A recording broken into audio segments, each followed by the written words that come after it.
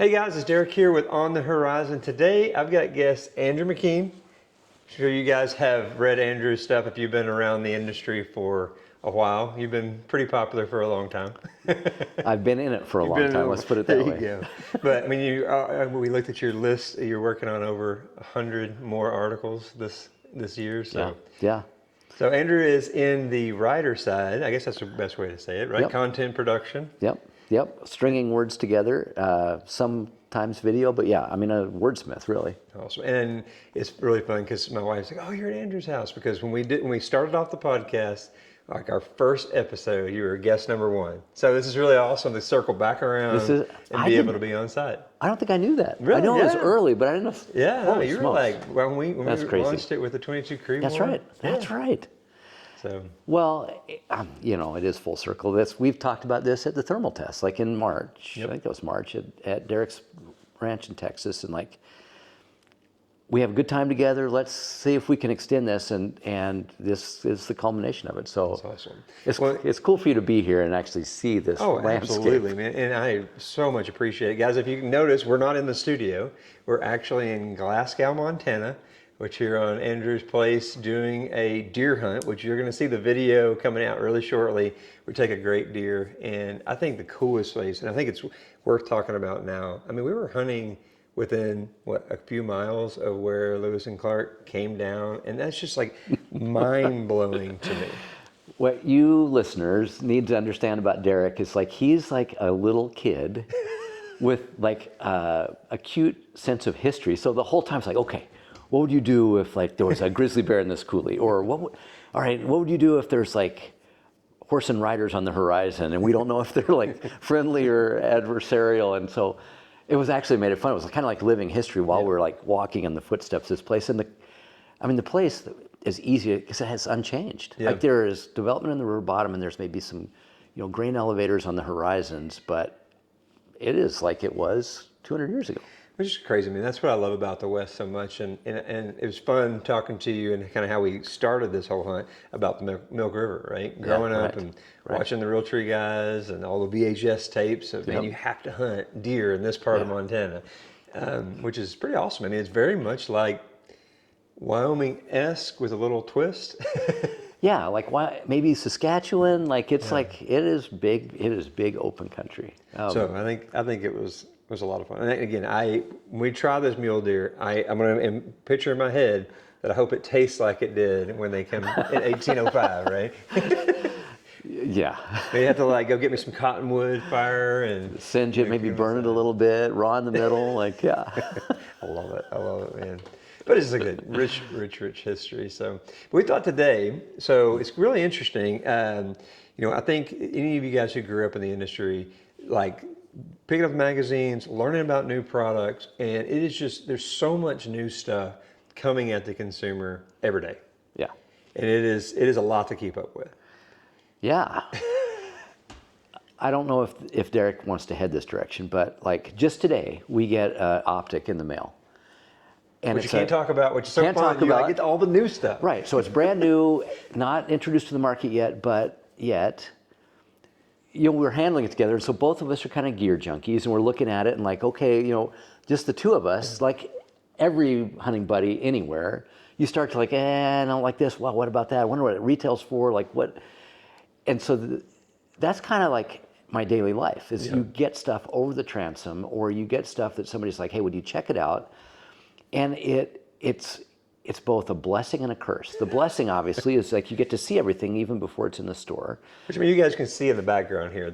He's got spotting scopes set up everywhere. Spotting scopes here. We've got scopes there. You have access to so much in the optics world right now. Yeah. And so it's funny, just as content producers, early on, I realized that I had an affinity for optics. I loved using them. I wish you guys could see out the window. So you could swing a cat. There is so much room here, and so it's a perfect place to test optics. You can see for miles, you can shoot for miles, and I see for miles. Like so I'm testing optics daily just in my, I wonder what's out there. I should check the cows. What's that cow doing on the wrong side of the fence? So it's just part of my everyday life. But when it does come to like gear testing and gear reviews, it kind of puts a point on it, but it also puts some pressure points on it in the sense of, okay, we just got this optic in the mail today. How does it stack up against its peers? And so I think one of the things Derrick and I were talking about is it's not as sort of casual as you might think, as you might read about, say, an optic review, because in order to do it right, there's some real rigor to it and repeatability. We don't want this to all be subjective assessments. Which I really appreciate. When you came down to Texas and we were doing this for thermals, it was interesting. We may put some B-roll of that on here, but it was interesting to see the behind the scenes, like the scorecards and how you average them and what features you're looking for. And so I think, growing up with it, I didn't think about it, and then seeing the behind the scenes, I'm like, man, these guys really test these actual things. And I felt really comfortable that, hey, what you see in the magazine is honestly that group's best assessment of what is best. Right. The tough part of it is everybody who uses gear uses it in their singular way. And it's funny from a manufacturer standpoint, I would love your take on this. Like, you have an expectation of how this gear is going to be used. Yep. But when it gets in the field, people they use it, abuse it, and even when they're using it right, it's just, there's so many variations on the theme.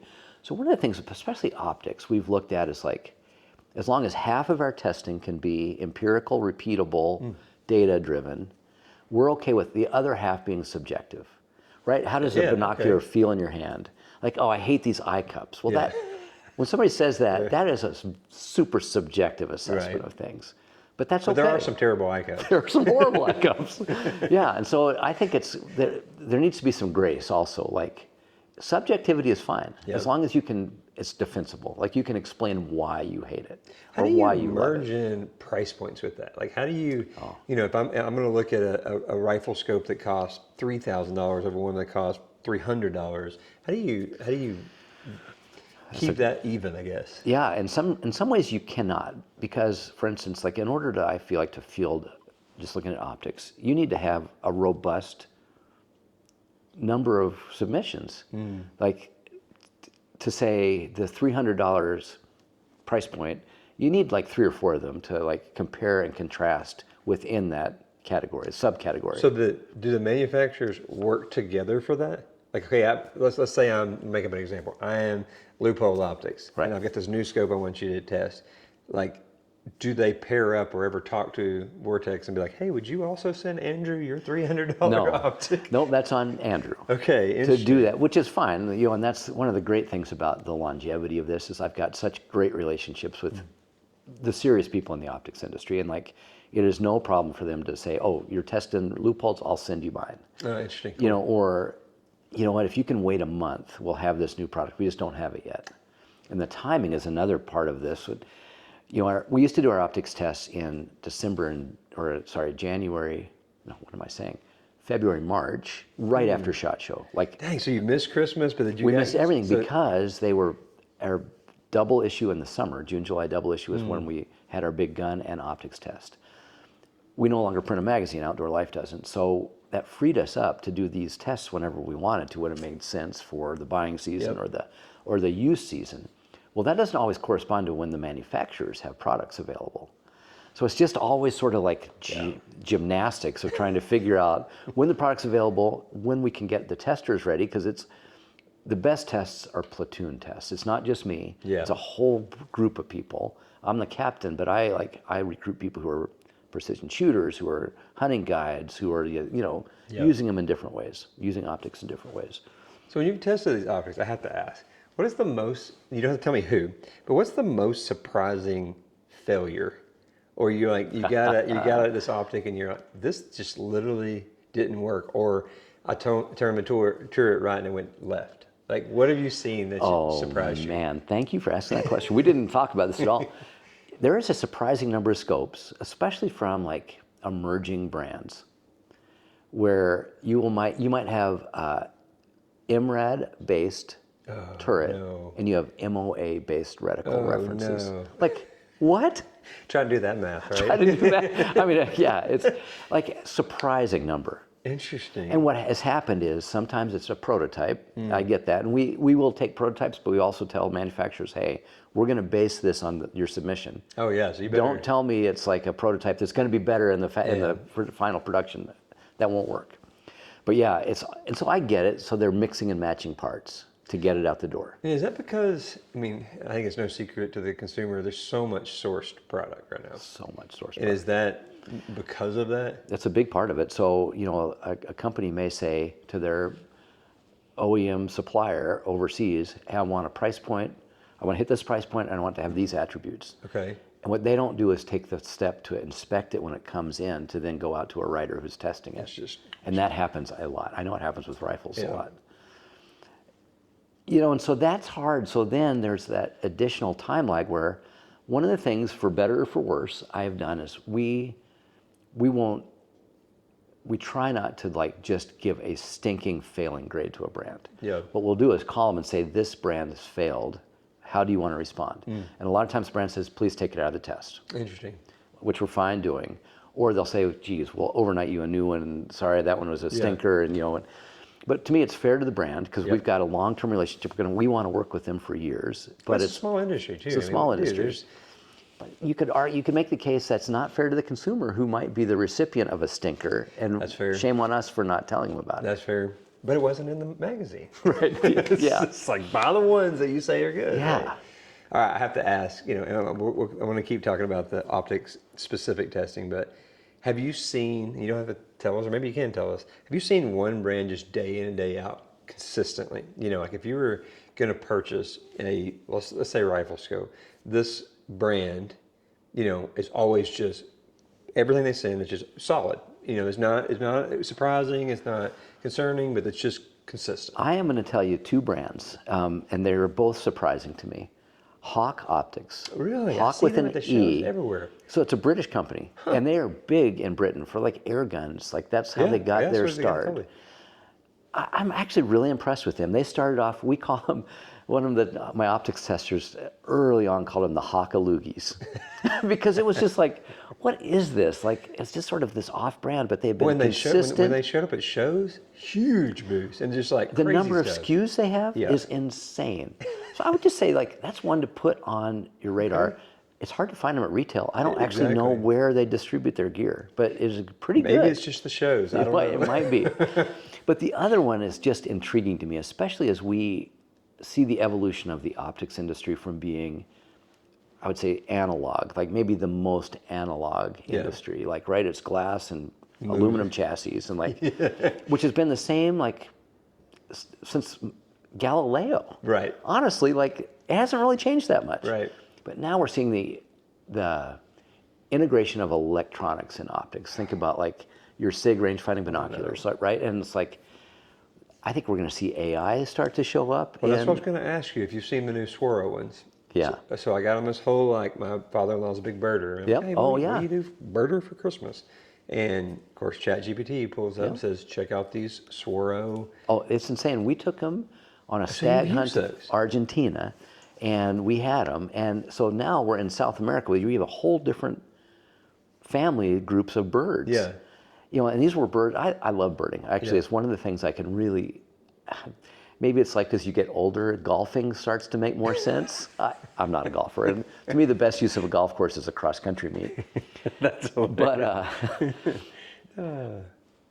it was really neat to see the AI interface with these bird families. I had no idea. And so I was learning as I was using them. They worked. A little thing. You had to have the light had to be right on the feathers. The profile had to be right. So they were a little bit early gen.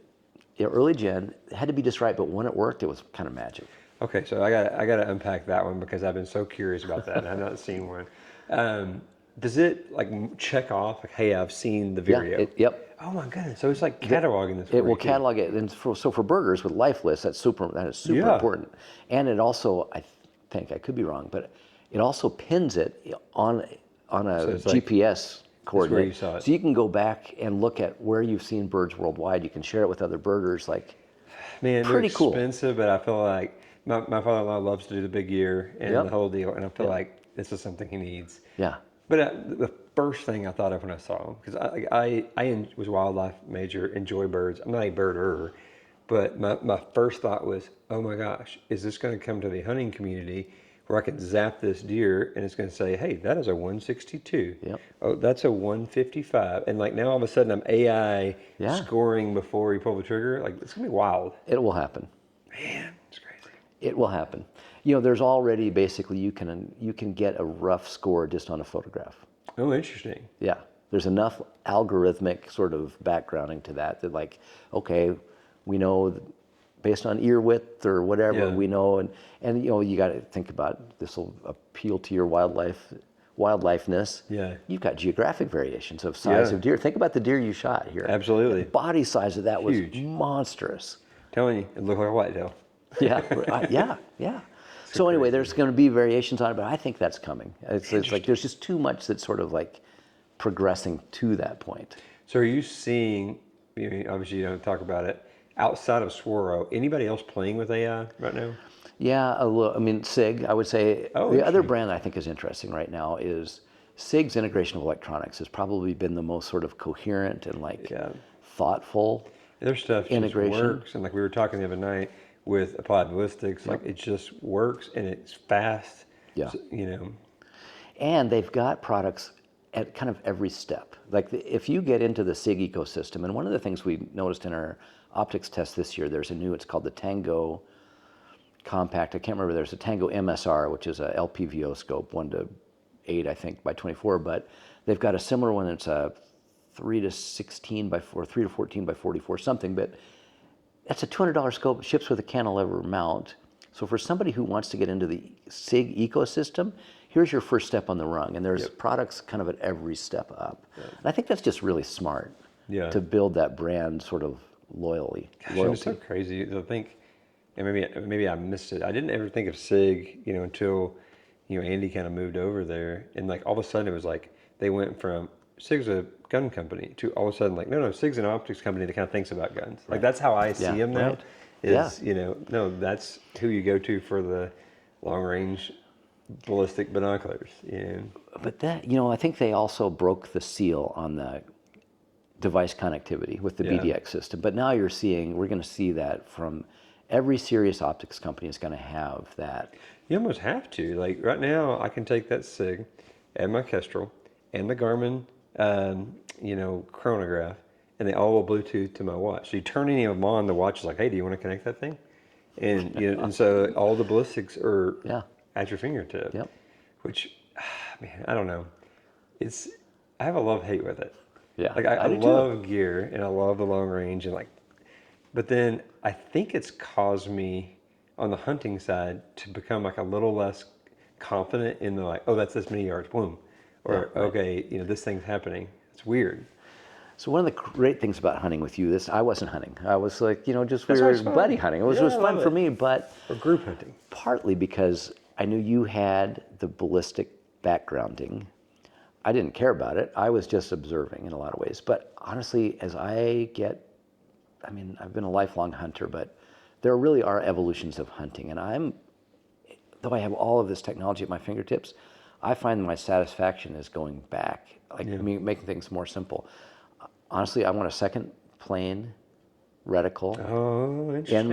in my hunting scope with maybe one or two bullet drop references, and that is it. That's why I like the Mark IV, and I can't remember the reticle, that is on that one that I've got. It's clean. It's a little bit, I had to kind of think about it, how many hashes are between because they've spread it out. So it's a little bit further jumps, but it's not a wild reticle. But, then I kind of went to mill last year because of the turning. But I don't know, we obviously make stuff capable when we practice it in the long range game, nothing wrong with it. But like that deer moved out, right? And he's like moving, and you got wind, and you got this stuff. And so at some point in my head, I'm like, yep, can still get him there. Okay, here's what the wind's doing. And then like now I'm like, could I do it at 700? Yeah. Like, do I really want to? Yeah, I think right. the more I've done it, the less I want to. And I know that's a weird thing to say. But you think about it too, knowing you could do it if you needed to is a different mindset than wanting to but not being able to. Yeah. That's a good point. That's a good point. I mean, for me, I love, the close stuff's always fun because it happens so fast. But I feel like my sweet spot, I like that 400 to 500 yard where I've snuck in and I get a chance to watch them do their natural thing. Yep. and then make a really precise shot versus like, oh, they're way out there. Like, oh, Yeah. Because I think for me, the experience, we went to Africa and like shot a wildebeest at like 1,017. One shot, 6.5 PRC, and it was very calculated and then smoked it like purpose. But I think I had that like, it's like when you first shoot a big whitetail, like your whole life you want to shoot a big whitetail, and then you go, hey, I shot a 180, and you're kind of like, man, that wasn't what it's supposed to feel like. Yeah. Now what, right? Yeah. And that was sort of what it was Yeah. for me. I was like, Yeah. I could have got closer, but it didn't. But now like, I have this weird thing I've got to kind of struggle with, Yeah. But anyway, it's fascinating. But that's what the gear thing, it makes it fun. So you're doing, when you say optics category, rifle scopes or rifle scopes, spotting scopes, thermals, like like you've encompassed all optics. In my testing? Yes. The whole thing. Like if it helps you see your world better, it's in my. Oh, okay. That's kind of the way I look at it. Like that's the way I look at it. That's in my like sphere of influence. So tell me, and I know off camera you were discussing, I don't know if you can talk about it, but like how y'all really test archery equipment and like the equipment you've made to test it. When somebody's thinking about optics, like what are your key categories that you're putting them through? Okay, I'm going to look at repeatability. I'm going to look at mountability. Like what is the discerning thing? It kind of goes to the category. So we're going to assess rifle scope because differently than a binocular. Yeah. Because they do different jobs. That rifle scope needs to place bullets precisely. Yep. Every time. So the repeatability and precision is a bigger part of that testing than optical performance in a binocular. Okay. But I will say, like, across all categories, our low light test, which is super interesting, we do it over multiple nights with different eyes and average the results. Interesting. Is a proxy, is a stand-in for so many other things. Coatings, quality of glass, construction, sort of the optical prescription. And so we spend a lot of time on that. It's fun, to actually see how well an optic sees into the night. But it's also, it tells us a lot about the other parts of that we can actually assess. Oh yeah, when the sun is out, I'm getting like color fringing or flaring. Well, that's probably a coating issue that we actually detected during our low light test. Interesting. So that one is one I say that across all sort of categories of optics, that one's a big one. The repeatability of turrets is huge. And we've seen, you can kind of get an idea based on the tactility of a turret movement, but until you really like measure its preciseness, not only in the middle of the erector system, but especially at the edges. So is it the more you adjust the increments that's moving change, or you're saying the coming back, or I guess it's really the same thing. It's the same So it's thing. actually walking out of some sort of sequence. Yep, a lot of scopes, Interesting. especially at the price point level, are pretty precise in the middle of the zero. So, from your 0 point in the very middle of your, the erector system is the tube within the exterior tube that then moves back and forth with turret movement. And so in the very middle of that, everything's kind of aligned. Your lenses are aligned, your reticle is aligned inside that tube. You don't really learn that much until you start to get maybe 20 minutes of travel outside of the sweet spot in the middle. Okay, so what happens now when our guns ship with them, most guns now are shipping with the 20 MOA rail. So you're starting to see, now is it actually movement of a scope, or is it accuracy of where it's? It's accuracy, and that's alignment of all those pieces. I mean, it's Interesting. a rifle scope is a precision instrument. Like there are so many things that have to move in concert with each other. So your magnification, it's moving lenses back and forth relative to each other and relative to that reticle system. And whether it's a first or second plane reticle can also influence kind of how it moves in relation to the lenses too. Interesting. So, I mean, I think rifle scopes in general aren't appreciated enough for just all of the moving parts and mechanical. And then you've got like the materials themselves. How repeatable are the springs? It's just crazy. You can even make all that stuff for $200. Like, I just don't get it. Oh, I don't either. I don't either. And somewhat, I know everybody has experienced that rifle scope that sits in your safe for a couple years. You take it to the range, like I'm going to take that rifle back out. And you shoot it and it's off a little bit. So you adjust the turret and you shoot again and it hasn't moved. So you make the adjustment because you're like, well, maybe I misadjusted, and you shoot again and it does double the movement. That's spring fatigue. That spring has sat in the same position for 5 years, and now you're asking it to move. Interesting. That's a material issue. Interesting. So, okay. Oh, man, we could talk forever about this, guys. I love this kind of stuff. So, if I'm, in today's market, I mean, really a lot of your, like, call them mid-price guns are in your kind of 15 to 2,500. That's sort of like the ball game of people who are getting in serious rifles. What is the scope dollar amount that would most put you paired with that gun? That's such a good question. In the old days, you would say spend at least as much. Be prepared to spend at least as much on your optic as your rifle. Yep. But that was an easier thing to say when it was a $700 rifle. Exactly. Exactly. And we would get a lot of pushback. One of the great things about sort of the Outdoor Life brand profile, but also like reader, is a bunch of cheapskates, a bunch of but working dudes and dudettes who like really know the value of a dollar. Yep. And so we would get so much, just pushback and sniping when we would start to talk about, oh, here's a great value for a $2,000 shotgun. Like, whoa, what's wrong with the 870? Like, I only have a budget for $450. Give me that. And so when we would talk about like spend as much on an optic as your rifle at $500 to $700, that was a heavy lift. Yeah. To say it now Yeah. is like, we're talking about we've left people behind when we're talking about that. Right. And so I think this comes into the stuff you and I have talked about with like the boutique calibers, where if you're going to spend $2,000 or $2,500 on a caliber you're not sure is going to have the longevity because it's like the flavor of the day. Yep. Are you going to really spend $2,000 for an optic for that rifle? Right. Or, I mean, you have that, or like, I'm real bad about, and of course it's unfair because of opportunity to grab different guns. And it's like, I want to shoot that caliber and brought the 25 out.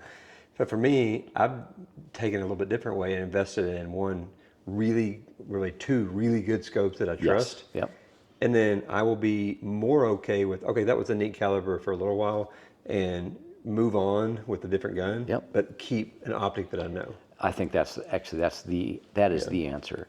Invest in a quality optic that's repeatable, that is versatile enough that it's going to be, it's going to, honestly, it can go on a precision 22 if you need to. Yep. Or want to, all the way up to a 300 Win Mag. Yeah, I've got a Mark IV on a 22 long rifle right now. Yeah. We're shooting long range with it. It's so fun. And what's interesting too is like the custom turret revolution has been really good, and that's allowed you to like really have a different relationship with that scope. Yep. And I'm a big proponent of that, but I'm also a big proponent of learn mills. Like learn to shoot that scope regardless of the caliber or bullet dynamics. Yep. I don't know. And I think it's really interesting. You talk about the relationship with CD or compensating dial and the scope. I think that's so connected because, I know my dad and growing up, like, don't touch the scope. Don't touch the dials, Right. And now you're like wrenching on them in the field just for fun. And you expect them to work and come back. And so I think you're seeing a lot less people uncomfortable with sighting their own guns in. Or, hey, I took it to the range and, like we flew up here, shot at a rock. Okay, we're a little high, whatever. We just move it 3 clicks and go on, right? And it's just like you've gotten more comfortable with that relationship. And that's really good. But I think, too, and I, like you talked about this a little bit, this is my biggest pet peeve in the gun world. You got a really nice gun. I spent $2,000 on this gun. Okay, I got a really nice scope. I spent, what is that new, what is it, the VX5 HD with the new turret? I mean, it's like $2,200. It right? is, yeah. So I'm in $4,000. I'm gonna put a $19 set of rings on. Yeah, Man. That, I can't stress enough on rings. Happily, the market has responded, right? And I think some of it is, I look at like Seekins as a good example. But Vortex is a good example now too. Zeiss showed up with really precision rings. At first, it was like idle CNC machines, right? Yep. The production line was slow, but hey, we've got this machine sitting here. What else can we do with it? It's a perfect sort of like, linear sort of relationship or I mean, every rifle's got to have a set of rings. Exactly. And so it's like it's a good opportunity to like brand your products Yep. too. Yeah. So I really am happy seeing people embrace the idea of precision rings Yep. and machined rings instead of extruded or stamped rings. I mean, you look at some of the stuff, and so much of what one of the things I'm fascinated with is to ask, especially optics companies, about returns. Yep. Like, what's the main reason for a return? What failed? Yep. And a lot of times it didn't necessarily fail, but it might be like over torqued rings on a rifle scope, over torqued a dial at the end of the erector system and stripped the gearing. But just so much of it does come down to poor ring management. Yeah. Yeah, so I'm happy you mentioned that. Like, Man, and it's been an issue, and because I can proudly say we don't get many returns, but everybody gets some returns, right? And it's always interesting. We had a local guy, a great guy, brought a gun by, and hey, this guy doesn't shoot. And we looked at his like optics setup, and we're like, it's really hard to tell somebody like, hey, you don't have this thing mounted right, paired up right, whatever. And so we took that scope off and put a Mark V that we have as our just range test scope. Oh my goodness, that gun hammered. I mean, it was, so now you're all of a sudden like, hey, here's what we shot with your setup. Here's what we shot with our setup. And it's, I'm talking like a couple inches versus, I think that gun was like .136, like 5 shot. It was stupid. Yeah. But just in the optics thing, and I think, for me too, I'd love to hear what you think about reticles. I see so many guys trying to shoot tiny groups with reticles that are bigger than a half minute. I don't know how you... Yeah. You get lucky. I mean, really, the people who are like, oh, look what I just did. Well, that was like, everything worked out right. I've gotten to where I take a piece of duct tape and I make an L.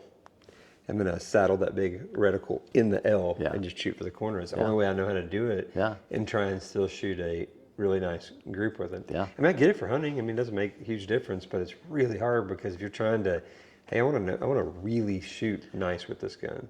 Well, and you're making choices or making decisions based on performance that's based on poor inputs. Yeah. Yeah. Right? Oh, it must be my bullet or my dope's wrong, or like you're making all these other adjustments when it's actually the imprecision of your instrument. Yeah. So if you got one of those scopes, I mean, I tell people this all the time. Go put a target that has your normal 1 inch or half inch squares at 100 yards, lock your gun down, and just see how big your reticle is. Yeah, right.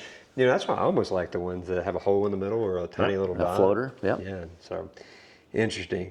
Well, man, what as we kind of move through here, I appreciate it. Like, it's just been so fascinating. I could talk to you for so long. I mean, there's just so many different subtopics that we overlap in. So true. Well, we got to hunt together more often. Yeah, absolutely. You have to come down our way and we'll do it. Or we should go back. I love the fact that we found out we caribou hunted with the same guy. Yeah, maybe in the same spot-ish area.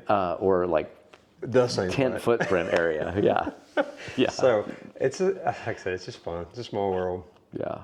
That caribou was amazing. You're a heck of a caribou cook. Oh, yeah, it was fun. It was fun to share that. So tell me what, as we wrap up here, what do you got on your horizon? What's next, man? Man, like the near horizon is I'm going to Wyoming in 10 days and getting a helicopter and flying into a huge chunk of landlocked public land and hopefully killing a big elk. How much can you talk about this hunt? Quite a bit. I mean, yeah. So it's with a couple of buddies. So, like a lot of other Western hunters, I've got so many preference points invested in these hunts and potential hunts. And sometimes who knows what's going to happen. And so Wyoming, I think I have, don't laugh at me, I think I have 15 preference points for Wyoming antelope. Dang. But I coach cross country in the fall. I can't get away. And so like every year I build points. Finally, I'm like, I have got to spend some points. And so a buddy was like, you can pretty much antelope hunt anywhere with that. I think I could, yeah. I'm waiting for the red desert antelope herd to come back. Like they got winter killed a couple years ago. And so we'll see. Anyway, I finally spent down preference points on a premium Wyoming elk tag and talking to a buddy. He's like, here's a super secret sleeper spot. Let's go into it. But the only way into it is airborne. So we're going to do it. So and now explain to people who don't necessarily, because I mean, growing up in Texas, we don't have the same kind of situation. And I think I've just been exposed to a lot from guys like yourself. So you've got landlocked public. Right. So you're allowed to hunt it. Yep. But it's Private all the way around it. Private all the way around it. The private is outfitted, and as part of like sort of the value proposition of that outfitter, which makes so much sense, they also outfit the public land because they have access to it So you through pay the this ranch. guy to hunt the private land, but you're really paying them to take you on to public land. Correct. Yeah. So this is, in some ways, there's some internal problems with it. Like these are expensive propositions. Why not just approach the landowner and say, could I get a trespass fee? Yeah. And so the buddy who put this together said, I think this is the best way to go. Let's do it. And I said, I'm game for it. So we're going to see. It's also going to be in mid-November at high elevation in Wyoming. So it could be pretty serious winter, which you experienced a little non-serious winter. Yeah, exactly. I can imagine, Things man. can get a little western. Yeah. But who knows? Like one of the value propositions for me is there are so few places in the West that are untapped. Like they're just unknown. And so this is a little bit got the spirit of prospecting. Let's figure out like what this is all about. That's So awesome. that'll be really I fun. want to clarify because I don't know if everybody heard. So you're going to rent a helicopter, pack it full of gear and guys, Yep. fly into, and then basically like you said that legally they have to land in a They certain have spot. to legally they have to land on a road. So they're going to land on this BLM road, Yep. kick you guys Kick us out. We'll set up tents somewhere in the hunting area. Which you said there's like other rules as to where There's you other set up rules. tents. There is state land in that unit, and kind of where we'll be. You cannot camp on state land in Wyoming, so we have to just know where we are. We'll have to be super conscious of that. You know, and the other thing I want to be conscious of, if there was some guy like me who did the due diligence and found another way in there, I want to be respectful of them too. Like, you know, it's like we're all in this together. So the fact that we like land on top of somebody, that is not cool. So we'll have to figure out. So I'm just poring over maps. Yeah. The topography is pretty rugged. There's a wilderness study area in there too. It's man. so there's roadless rules. You can't even have a game cart in that, or there's motorized, you know, mechanized, I guess, transportation and those things. So there's these layers of sort of like the regulatory environment. Gosh, but it makes it like the most rewarding puzzle ever. And it is a puzzle. I love that. It's like, yeah, it's a chess game. So that's on the near horizon. Far horizon, you know, we'll kind of be gearing up for optics testing again. You know, predator hunting will start here. Can't wait. My dog Nellie, like upland bird hunting and waterfowl hunting, like it's just untapped here. It's so good. I was surprised how I actually hadn't seen as much waterfowl as I expected down on the river, you know. Me too. And honestly, we're in, you know, late October. We've had the sandhill cranes have come through. Usually what happens after that is we'll have tundra swans come through, followed by the big fall flights. We're in the central flyway right here, and it gets stupid with the number of birds that come through. We still haven't frozen up our satellite waters, so that a lot of birds are sort of spread out. Yeah. But once we get serious winter, we'll see way more birds. I love on the that fact river. when we drove by and you saw that dove on the center pivot, you're like, Oh, hey yeah. man, you're like, you forgot to leave. Yeah, what happened? Like, It's you so didn't fun to get- think about, like everything coming through here, and then eventually ended up, you know, in our In house, your- right? You know, yes, right. We always laugh, 'cause, man, it's so terrible because we get the ducks after they've been shot the whole way down. Oh, yeah, you got a different like Yeah, survivability there. Like, man, if that guy made it to Matagorda, I kind of feel like I need to let him go. Yeah. So anyway, well, man, I very much appreciate it. Thank you so much for having me out, and This has enjoyed been- it a lot. yes. Guys, be My sure pleasure. to like and subscribe to the podcast. Let us know what you think and what else you would like to see. We're heading from here again. Be sure and check out the mule deer video we've got coming here shortly. And then I'm heading to Arizona for coos deer. So hopefully, He's going to be testing optics on my behalf. there we go. I love it. We'll catch you later. Thanks.